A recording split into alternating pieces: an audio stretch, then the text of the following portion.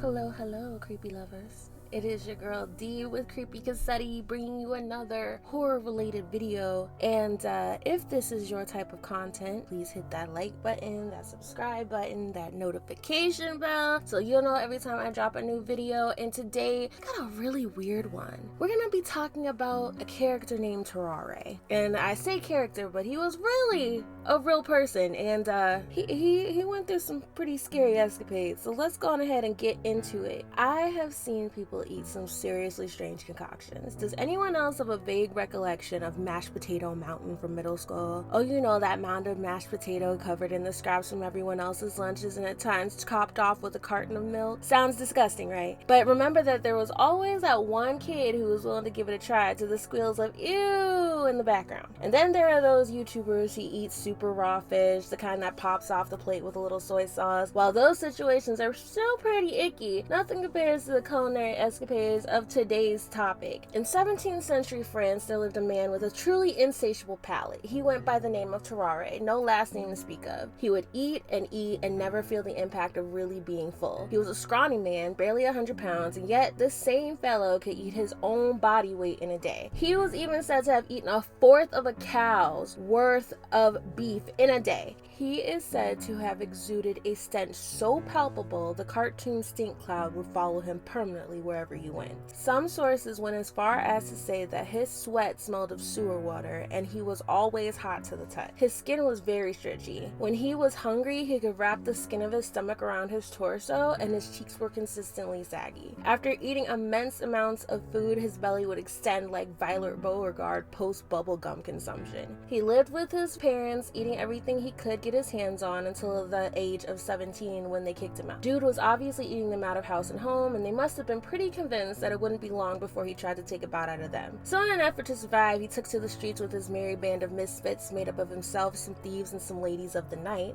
See, Tarrare was illiterate, and I could see how that would be a problem even in 17th century France. While he gave the audience a show by eating everything they threw his way, his buddies would walk around picking pockets. When I say everything, I really do mean everything. Tarrare ate things like stones, corks, pieces of flint, garbage, and even entire bushels of apples. Supposedly, his cheeks stretched so much that he could keep 12 apples in his cheeks at once, like some sort of humanoid chipmunk. But the guy must have built some serious rapport with his audience, because the crowd was nice enough to carry him to the hospital one day after a particularly serious bowel obstruction. He was given laxatives and released a few days later. Tarrare offered to eat the doctor's watch as a thank you, but he rightfully declined his offer when the doctor made a counter-proposal requesting that he be allowed to surgically remove the watch after. Sometime around 1792, the War of the First Coalition broke out and our ultra-musty boy joined the French Revolutionary Army. With his beastly appetite, the small army rations were simply not enough to satiate him. So he took to becoming an errand boy for his fellow soldiers in exchange for whatever remained of their rations. When that couldn't fill the gaping black hole of his stomach, he took to rummaging through the refuse piles and devouring discarded scraps. The army finally decided to give the guy 4 times normal rations, and he still ended up in the hospital with exhaustion. Somebody get this guy a Snickers. Really. It was while in the military hospital at Sault-au-Rhin that Tarrare met Dr. Corville and Dr. Pierre Francois Percy, chief surgeon.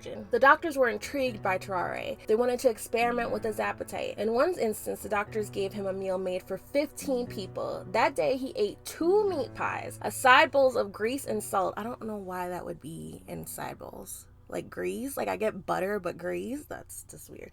That day, he ate 2 meat pies, side bowls of grease and salt, and 4 entire gallons of milk before passing out like a milk-drunk toddler. One especially gruesome experiment had the docs feed Tarrare a live cat, which he is said to have ripped open its belly with his teeth, drank its blood, skinned the animal, ate the flesh, and regurgitated the bones and the fur. How awkward it must have been to see a grown man cough up a hairball. But even more appalling is that there was no 17th century version of PETA, because what the hell? Stop bringing live animals into your insane experiments. After a few months, the military was ready for Tarrare to return to his post. Then Dr. Corville had a particularly crappy, you'll see why the pun is fully intended in a moment, idea. They tested the theory by having Tarrare eat a wooden box with a message tucked in it. 2 days later, some poor sap had the great misfortune to be the one to retrieve the parcel from his waist. Dr. Corville suggested General Exarnay. His rare ability could make him a good spy spy and message carrier. Of course, General Desbarnais had to see this for himself, and a couple of days later, he was asked to repeat the experiment in front of the general and a few other gathering commanders of the Army of Rhine. After Tarrare had successfully retrieved the box, he was given 30 pounds or 14 grams of bull lungs, which he proceeded to shovel down before even cleaning himself up. Tarrare's first mission as a spy did not end well. You see, as we remember, our guy Tarrare couldn't even read his own language. Naturally, that means he probably didn't speak German well at all.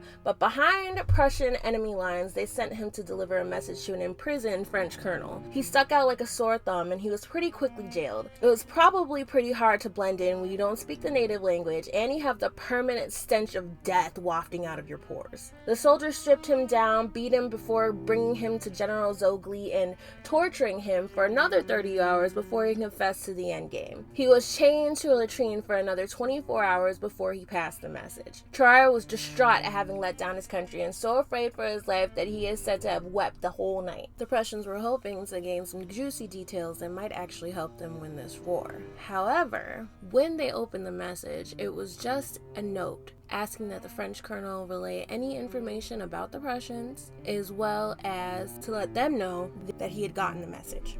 General Ziegler was so angry at having waited so long for some juicy details only to find that simple message that he prepared to execute Tarrare. But he must have taken pity on the miserable soul blubbering with a noose around his neck that he had the soldiers release him at the border of a French territory instead, but not until after he underwent another beating. Tarrare was so terrified from the ordeal that he begged not to continue on any other missions for the military. Instead, he essentially signed his rights away to Dr. Corville and Dr. Percy in hopes of finding a cure. The doctors tried things like tobacco pills, laudanum, and white vinegar. Obviously, none of these things worked. Tarrare continued on a starved rampage through the hospital. He would steal food from other patients, drink the blood of bloodletting patients, and he was even caught munching on some corpses in the morgue. When the other treatments didn't work, the doctors tried to feed him large quantities of soft-boiled eggs, which again did nothing, and he would sneak out of the hospital to pick up scraps of offal from behind butcher shops or get into literal fights with stray dogs for trash scraps. More than one doctor tried to persuade Percy that he was mentally ill and needed to be sent to a mental asylum,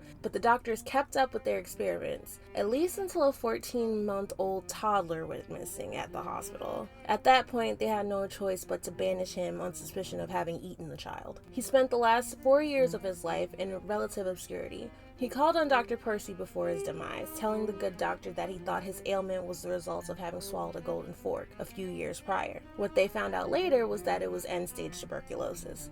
The doctors were very curious and decided to perform an autopsy without assistance from hospital surgical staff. He smelled worse in death than he did in life. When they opened his abdominal cavity, they found that his stomach took up almost all of the space in his torso and was covered in ulcers. His liver and gallbladder were the size of coconuts, and he was filled with pus. They couldn't do much more research because the smell was completely unbearable. Side note, they never did find that fork. So guys, what do you think? There are speculations that this disorder was a result of extreme hyperthyroid disorder. I feel kind of bad for the guy. It couldn't have been an easy life to live, but he did what he could with the cards he was dealt. But I don't know that he could be forgiven for eating a toddler. Let me know in the comments down below how you felt about this video and if you would ever try to eat any of the things that he ate. In the meantime, hope you all have a wonderful day, and I will see you for the next video. Take care, guys.